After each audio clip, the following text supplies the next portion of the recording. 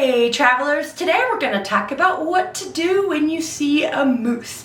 Now, I've often told a story with people in the lower 48 about when I started kindergarten. My parents gave me a flashlight and directions on what to do when I saw a moose.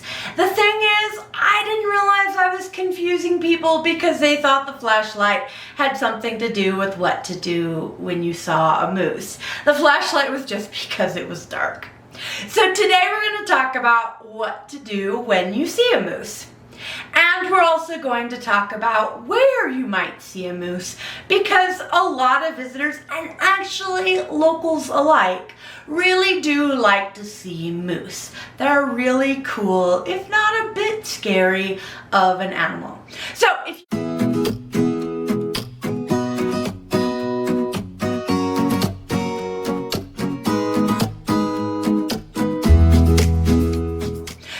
you don't know me, my name is Cannon, and I run a travel agency called the Traveling Cannonball.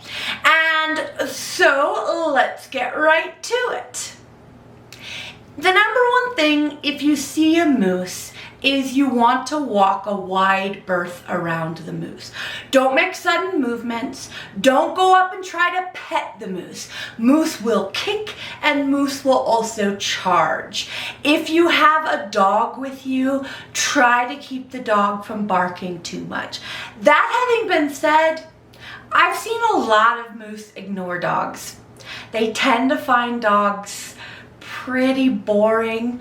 I know one time when I was living out in a remote village, I heard my neighbor's dogs and they were just barking and barking and barking and barking. And I'm like, what is it? So I try to look outside, but we don't have any street lights, we don't have anything else, so it's pitch black outside. So I can't see anything. So I get a flashlight and I go out onto the porch and I'm shining the flashlight around trying to find out why these dogs are going absolutely insane.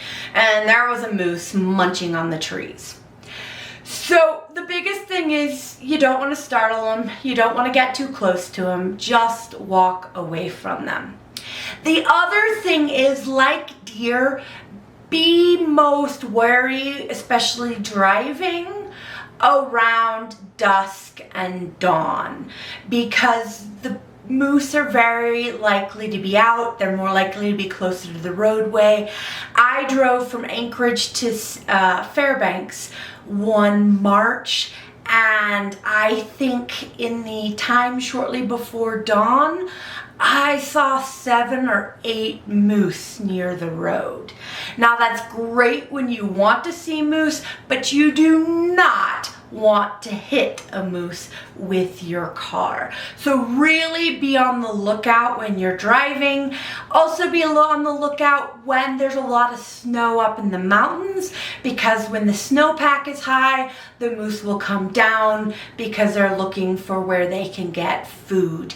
They tend to eat the trees in the winter. They'll eat other bushes in the summer. Matter of fact, here are some really cool pictures that I took from my bedroom window when I lived in Galena of a cow and her 2 calves. Twins are not super common amongst moose, but as you can see, they do happen. And of course, in this case, because I took these pictures from my bedroom window, I could stand there and take pictures all day long as the moose stayed there in the slough, because I was nice and safe up in the house. No, I did not take this with my phone. This was taken with the telephoto lens. So then the next thing is, well, I want to see a moose. Where's a good place to see them? Areas where there is vegetation. Look for them in areas where there's water, where there's trees, things like this. In Anchorage, a really great place to look, and again, it's good to look there when the sun is coming up or going down, which I know in the summer can be a little bit on the extreme side, but is out near the airport. There's a lot of open areas and a lot of woods over near the Ted Stevens International Airport and the Lake Hood Seaplane Base. And so that area will often have moose in it. But really, you can see a moose anywhere. Probably the biggest bull moose I've ever seen, my dad and I saw when we were going to Providence Hospital. We were driving to the hospital, which is right on the University of Alaska Anchorage campus, and as we were approaching, we were turning, and there was this giant bull moose who was just slowly walking his way through the intersection. And then we went to the hospital and we visited my grandmother, and then on our way back we saw the moose walking through campus, and we actually followed him. We did, however, make sure we didn't get too close, because even though we're not going at a high enough speed that we were going to hit him, if he decided to charge the car, he's really big, and a moose will do a lot of damage to a car. So the big thing with moose is give them space. Now, I remember one time when I was at Denali National Park, and one of the things that the rangers pointed out is if you're running from a moose, one, if you're running through the trees, a lot of the trees in Alaska are too little. They're basically like saplings, they're so thin, and the moose can just charge right through them. So if you're running through thin saplings or you're running through bush, then make sure you run in a zigzag pattern, because the moose, they can just charge right through those bushes, but they're so large, they're not maneuverable. Now, again, like in the bear video, if I've scared you, and if you haven't watched the bear video, make sure you do so, it's really awesome. I don't mean to scare you. I've seen many moose. I actually only have one friend that I'm aware of that's hit a moose with his car.